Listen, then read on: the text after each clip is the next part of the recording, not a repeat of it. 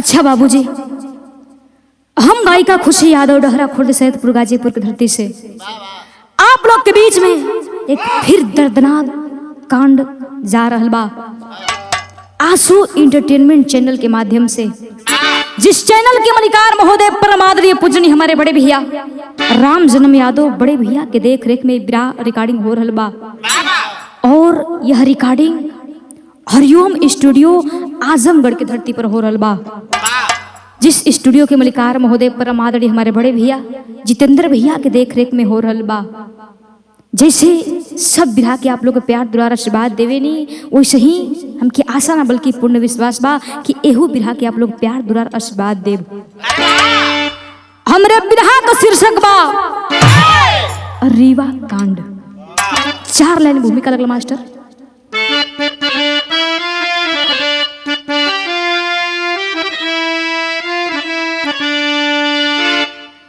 कर्म अच्छा किया भाग्य बदला नहीं, दोष किसका कहूँ अब बता दे कोई, बहती नैया को मिलता किनारा नहीं,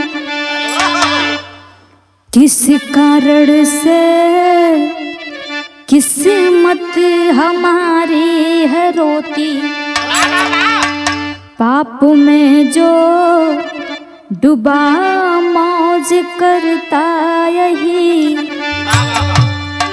गम के आलम में परिवार नारी है खोई, कि सेवा बिरथा किसी का न जाता कहीं, तो गुरु महेंद्र कलम पांचों कहती है रोई।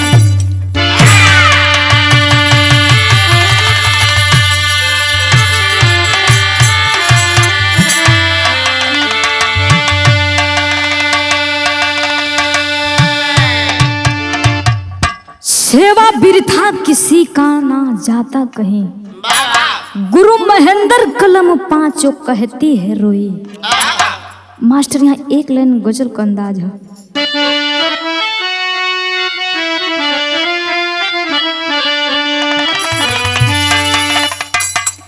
कोनो प्रेमिका एगो प्रेमी से बात कहत बका, मेरे प्यार को तुम भुला तो न दोगे, मेरे प्यार को तुम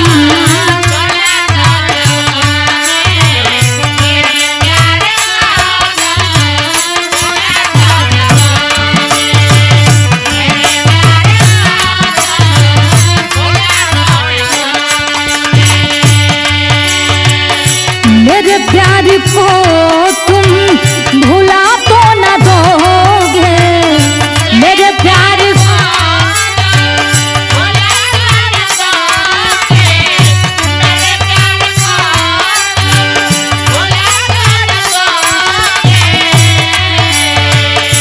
मेरे प्यार को तुम भुला तो न दोगे, कहीं मुझसे दामन छुड़ा तो न लोगे, कहीं मुझसे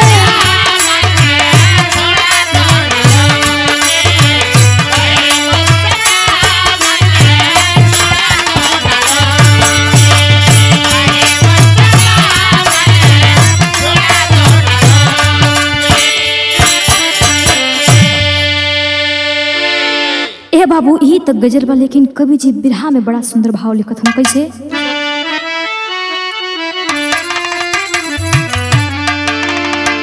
जो लिखा है लीला रे वो मिटा तो न दोगे, जो लिखा है लीला रे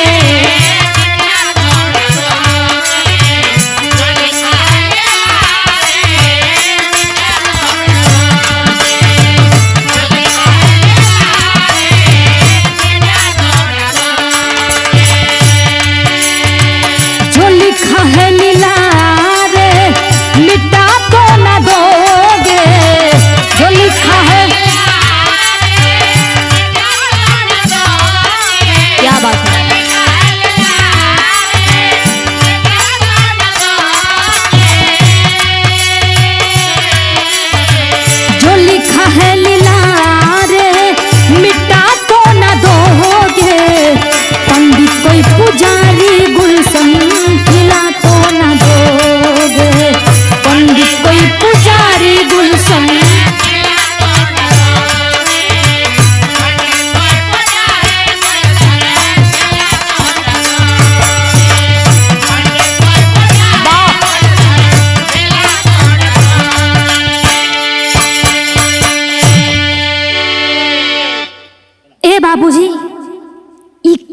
कहाँ की बा, कैसन बा और के करबा। बिरहा में नजम का बहाव लगता मास्टर कैसे।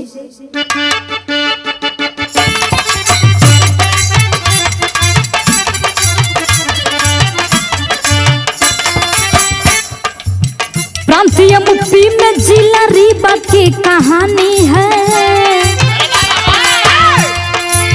प्रांतीय मुक्ति में जिला रीवा की कहानी है। बीच है पत्थरों के बस्ती जो पुरानी है।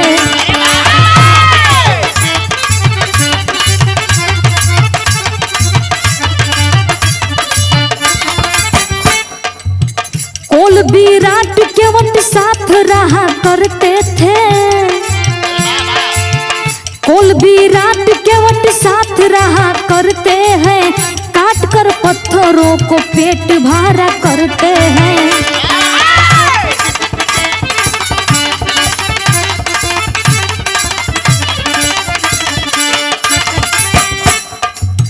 तमन्ना माँ पिता को बच्चों को पढ़ाऊंगा।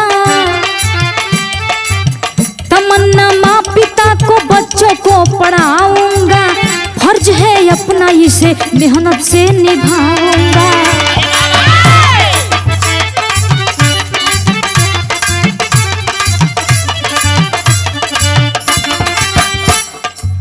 माता का नाम मालती पिता महेश है। अंजू का बड़ा भाई सुंदर रमेश है।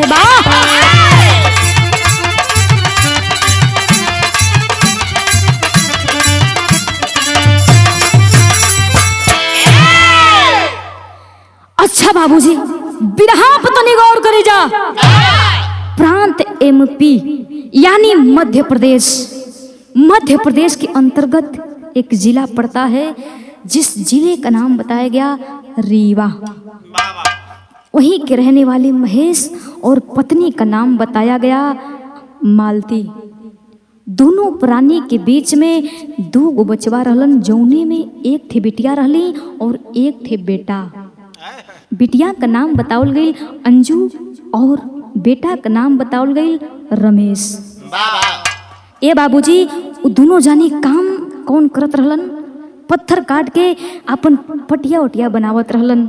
यह काम कई के अपन दोनों बचवन का परवरिश करत रहलन। बाबू माई बाबू के मन में ललसा बा। माई बाबू के मन में तमन्ना बा कि अपना बेटी और बेटा के कुछ पढ़ा लिखा के आगे मुकाम हासिल करवा ली।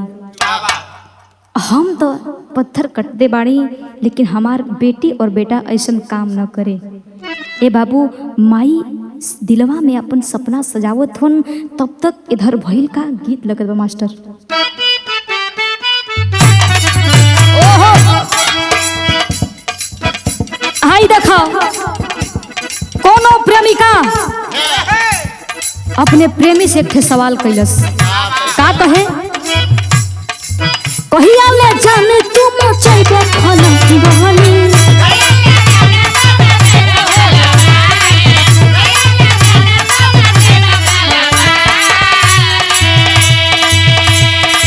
दो दिन के लइका भइल बाटे बहुत बहनी।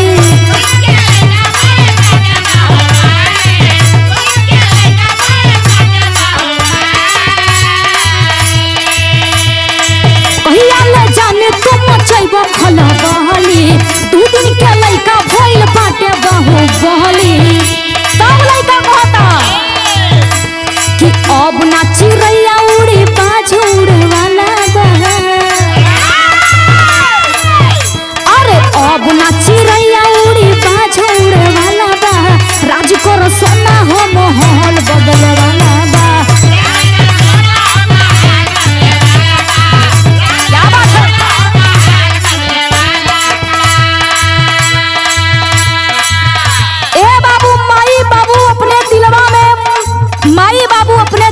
सपना सजौले होन कि आखिर हमार बेटी बेटा दोनों जन पढ़ के कुछ मुकाम हासिल कर लेता तो हमन का दुख दूर हो जात। बाबू भइल का बिरहा के बहा में बताओ के बा। स्कूल में टापू होई गइले बहन भाई।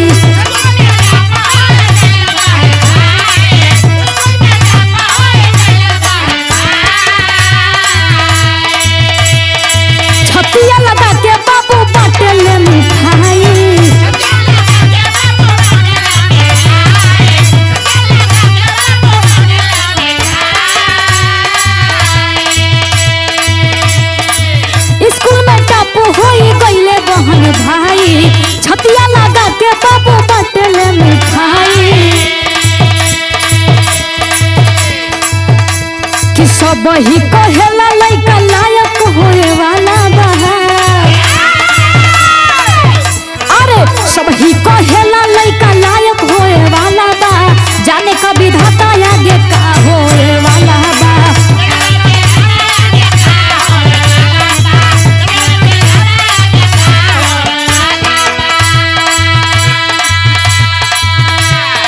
निर्धन के वटवा के करे लोग चर्चा,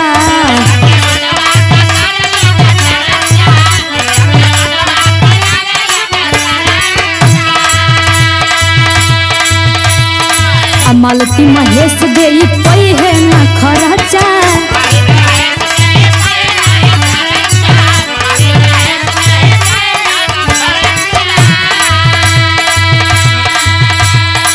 जिंदगी में चार चांद अब लगे वाला बा। अरे जिंदगी में चार चांद अब लगे वाला बा, जाने का विधाता आगे का होके वाला बा।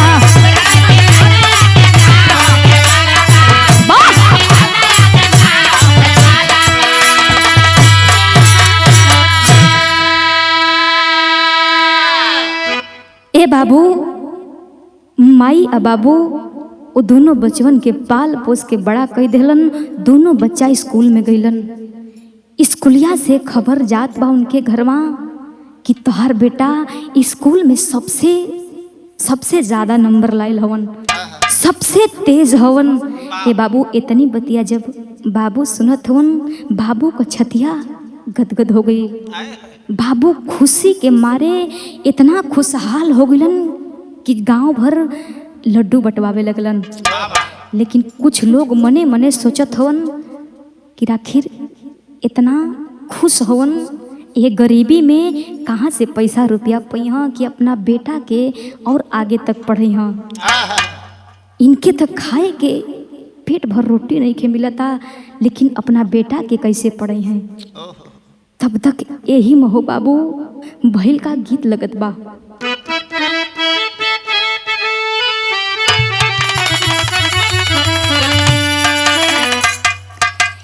किन्नी मिया का पेड़ जाने कोटे होए बाबा, निमिया चिरयन के बसे।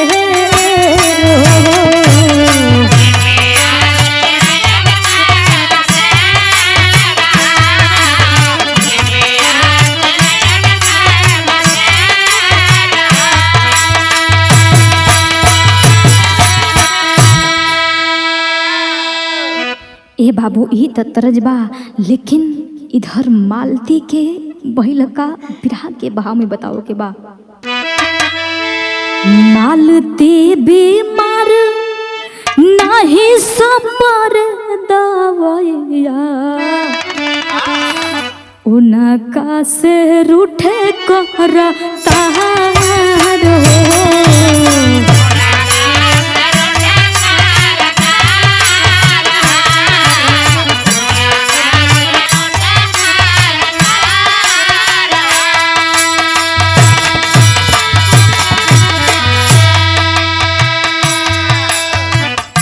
ए बाबू इधर माई मालती का तबीयत खराब हो गई। बाहर भगवान ई कौन दिन दिखावे लगला। ए बाबू भइल का अनजो बहनिया करू के नाही लोलावा।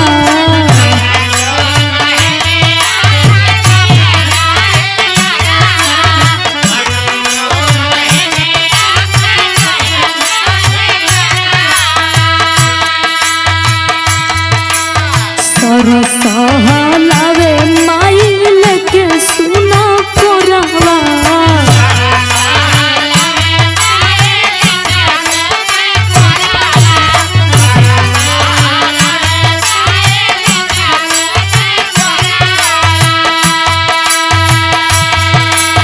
कहेला राम सा दूर करब दुख दैया।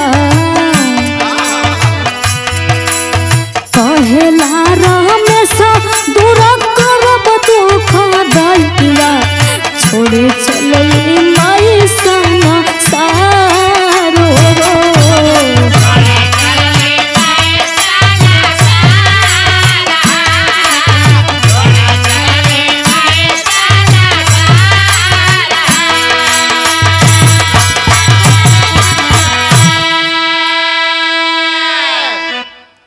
बाबू यही मतलब तक मालती का तबीयत खराब हो गई, इतना ज़्यादा तबीयत खराब हो गई हो बाबू कि दवाई करे भर पैसा ना रहल।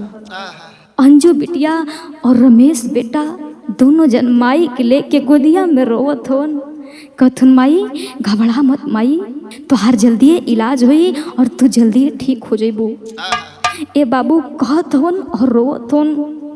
तब तक इतना पैसा रुपया ना रहल बाबू कि मालती के हॉस्पिटल में भर्ती करावे। तब तक इतने में हो बाबू मालती ए दुनिया की छोड़ के चल बसली। बेटा रमेश और बिटिया अंजू रोवत बाड़े आ रोवत रोवत एक ठे बात कहती का मास्टर गीत लगत बा।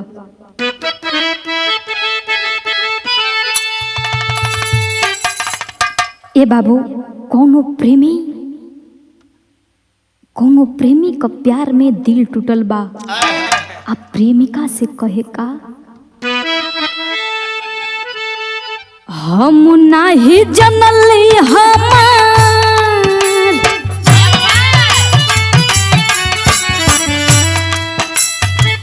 कि हम नाही जनली हमार जिंदगी उजरबू दिलवा तो ही जरबू।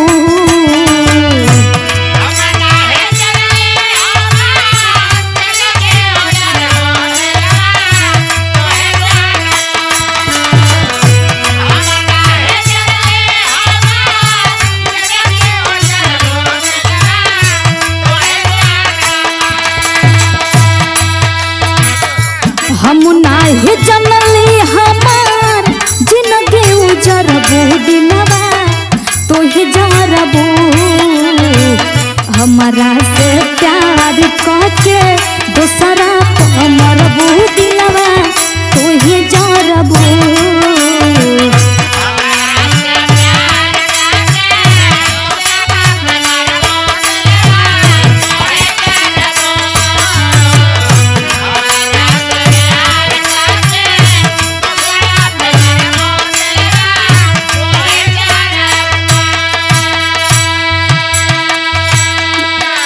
ए बाबू माई के गोदिया में लेके वो दोनों बच्चा रोवत होन आ एक गो बात कहत होन का बगिया बिरान कोके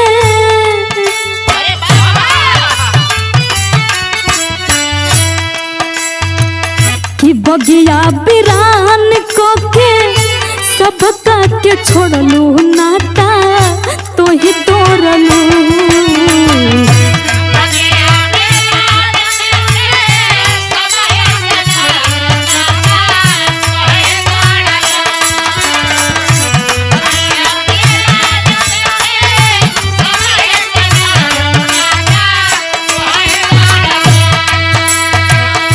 बगिया बिरान कोके सबका से छोड़लू नाता तो ही तोड़लू। हमरा से मुँह काहे मोड़लू ए माई नाता तो ही तोड़लू।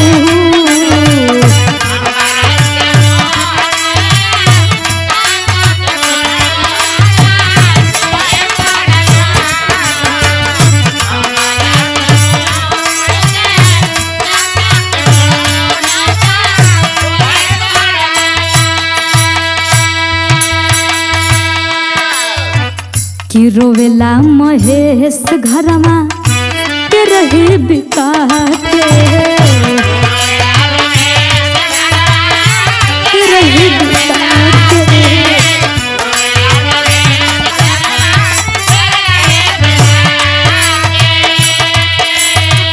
अलग ले पढ़ावे बाबू चंदा के जुटा के।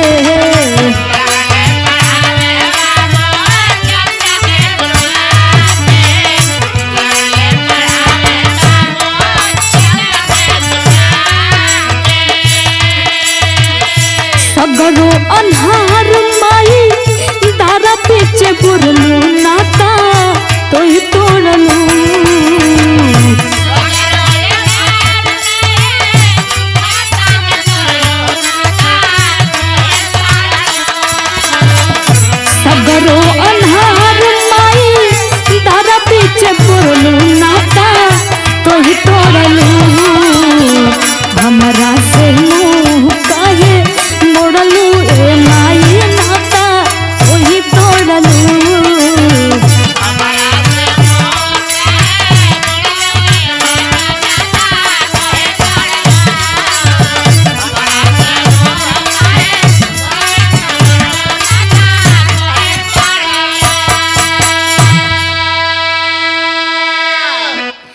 ए बाबू दोनों बच्चा रोवत हन माई के कोरवा में लेके माई से कहत हन कि माई तू हमन के टुअरा बना के चल गेलू न माई, ये बीच धारा में हमन के छोड़ के चल गेलू न माई, अब हमन का सहारा के रही। ए बाबू बाबू समझावत हन, बाकी बाबू भी अंदर से पूरा खोखला हो गल हलन। बाबू दोनों बच्चन के समझावत हन बुझावत हन कि बेटा शांत हो जा, माई ना हई तो आखिर हम हई ना, तो लोग को हम परवरिश करब। ए बाबू दोनों पढ़े लिखे में बड़ा तेज रहलन। ए बाबू गांवपुर के लोग महेश का स्थिति देख के दंग खा गए।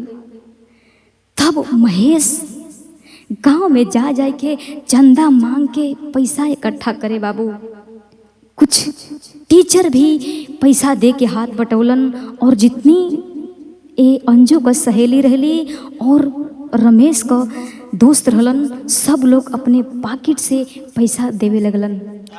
कहे लगलन कि तू चिंता काहे करत हो, तो लोग के तोहके हम पढ़ाई। ए बाबू सब लोग पैसा देवे लगल। तो ओ समय भइल का टेरी का भाव लगत बा।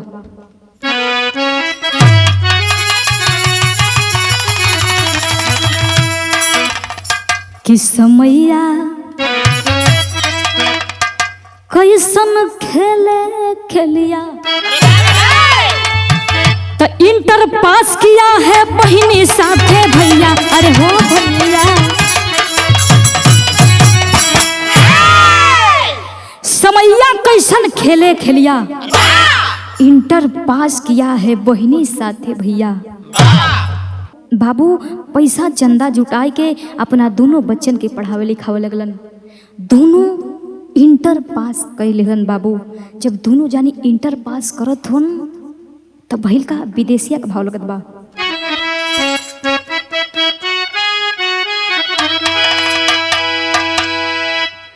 कि करेले रमेश भैया अस्पतालवा में कमावा हो, वार्ड बॉय वाली उन्हीं को रहले न करिया। टीटी बनी गईली अनजू खुलल तो कदिरिया हो,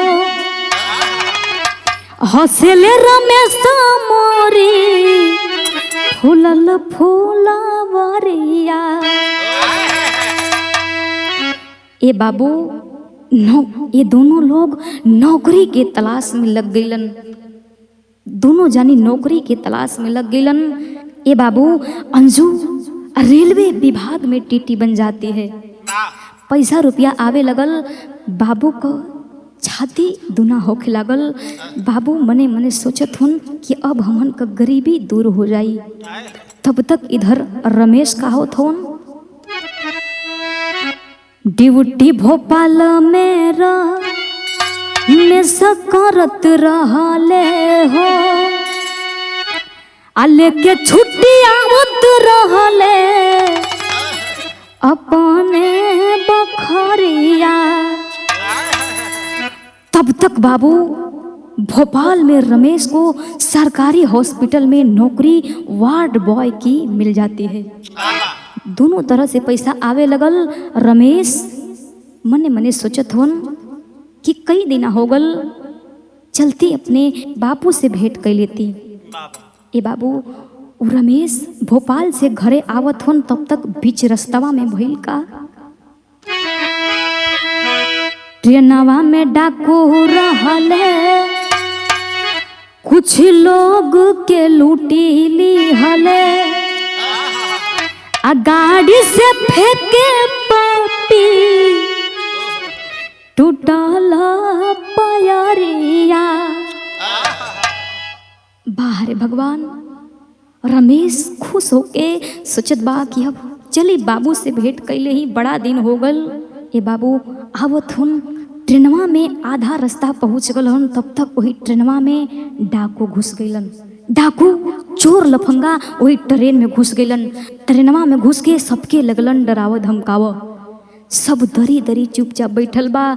वही रमेश कुनी गई हवन। रमेश के हम चाकू दिखाई के बोलत हन कि तुम्हारे पास जितना पैसा है तुम हमको दे दो।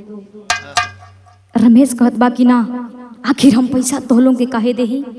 तब तक हो बाबू ई चोर चाई गुस्सा में रमेश के ट्रेनवा से ढकेल देलन। रमेश जाके गिर गइल बा। रमेश का पैरवा फ्रैक्चर हो गइल बा, टूट गइल बा और आँख में चोट आ गइल बा। ए बाबू जब ई खबरिया अंजू के पता चलल बा तब अपना भाई के हॉस्पिटल में भर्ती करावत ही दवा दर्पण चलत बा। तब तक इधर बाबू करत कहवन आला का भाव लगत बा।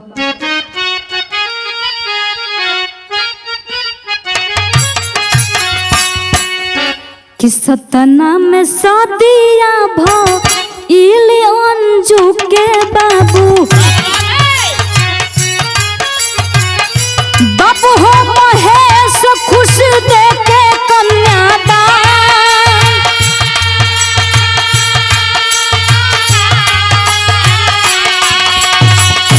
बिटिया के धोई के रोवे बाबुआ कंवरिया बाबू।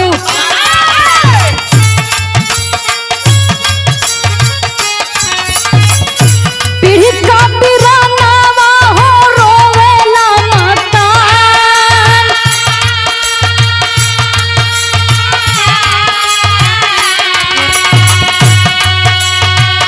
अंजू को सजाना वाले आई गईले बाबू घरमा। शर्त रहल आना जू का सुना श्रीमान।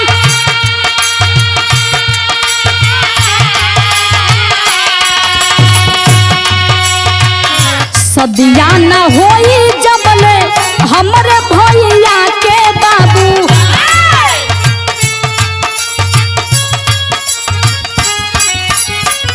सेनुरा हमार रही साथे आलीशान।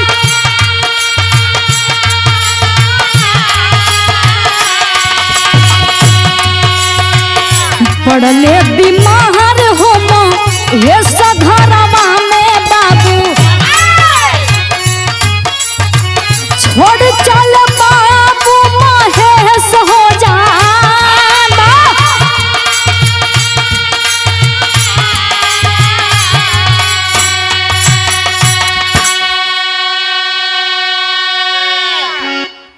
ए बाबू इधर अंजू अपने भाई को हॉस्पिटल में भर्ती करवा देती है। दवा दर्पण चढ़े लागल। उनकर भाई रमेश धीरे धीरे ठीक होके लगलन। तब तक इधर बाबू के टेंशन होके लागल कि हमार बिटिया सयान हो गइल बा, शादी करे जोग हो गइल बा। तब तक बाबू महेश अपने बिटिया का शादी माई मैहर वाली का कृपा भइल। वही सतना शहर में उनकर शादी सेट हो गई। जब शादी सेट हो गई बाबू, घर का जिम्मेदारी और बढ़े लागल। बाबू अंदर से बड़ा परेशान रहलन। सोचत सोचत दिमाग काम नहीं करत बाबू। यह बतिया सोचत हन कि आखिर मालती रहती, देखती अपने दोनों बचवन के तो कितना खुश होती। बाहरे भगवान ऐसन ऐसन काहे कैला। ए भैया इधर शादी हो गई, अंजू अपने घरे चल गई। लेकिन अपने सजनवा से थे बात कहली कि हम यही शर्त पर घरे रहब, जबले हमरे भैया का शादी ना हो जाई, जबले हम शादी करवा के घरे भौजी के ना लिया ले, तबले तोरे साथे हम ना रह पाई। अंजू अपने पति से कहली। ए बाबू उनकर पति और अंजू दोनों जानी घरे रहे लगलन, यानी अपने माई के अंजू रहे लगली। अंजू के चिंता सतावे लगल कि इतना हमन खातिर बाबू माई परिश्रम कैलन, का अपने बाबू खातिर इतनो ना हम कर सकीला। अंजू अपने भाई का शादी करवा देहलस। जब शादी हो गई बाबू, तब महेश सारी बात सोचत सोचत महेश का तबीयत खराब भइल। महेश ये दुनिया के छोड़ के चल गइलन। जब महेश ये दुनिया के छोड़ के चल गइलन बाबू, तो उस समय भइल का बिरहा के आखिरी लाइन बा, खड़ी का भाव लग मास्टर।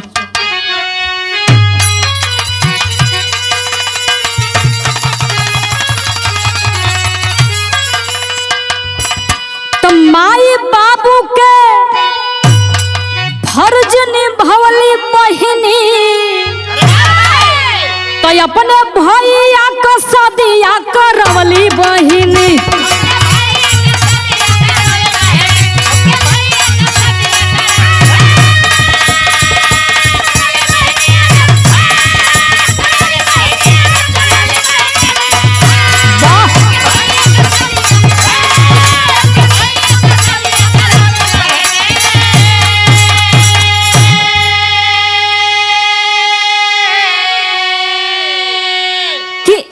से कहिला हम जोगा के राखा बेटी, बेटावा से कम ना कमा के दी है रोटी।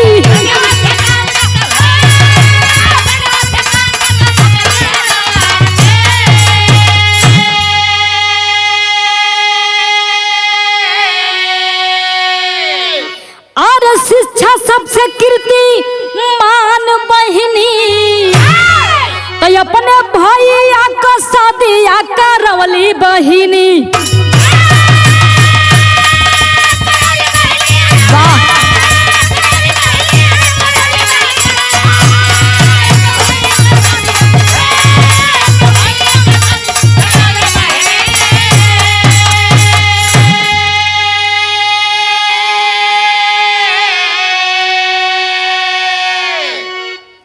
बाहरे अंजू को सपना रहल कि हमार माई बाबू हमन के इतना परिश्रम कई के मेहनत कई के इतना ऊंचाई तक लैलन, का हम अपने बाबू खातिर इतनी ना कर सकीला। अंजू अपने भाई का शादी करा देहली। यही से हम कहत बानी, ये बाबू बेटी बचाओ और बेटी पढ़ाओ। समय आने पर बाबू बेटी क्या बन जाती है कोनो गारंटी ना हो। बाहर अंजू अपने माई और बाबू और अपने भाई का फर्ज निभा देली। यही जैसे हमार बिरहा समाप्त होत बा, गुरु घराना का परिचय बा। त जय जय खाड़ गुरु जद्दू लौटन, प्रसिद्धन स्वर्ग के वासी।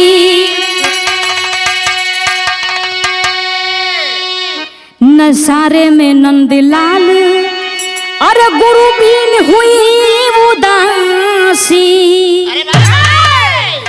तो समैया कैसन खेले खेलिया, अरे ये भैया समैया कैसन खेले खेलिया।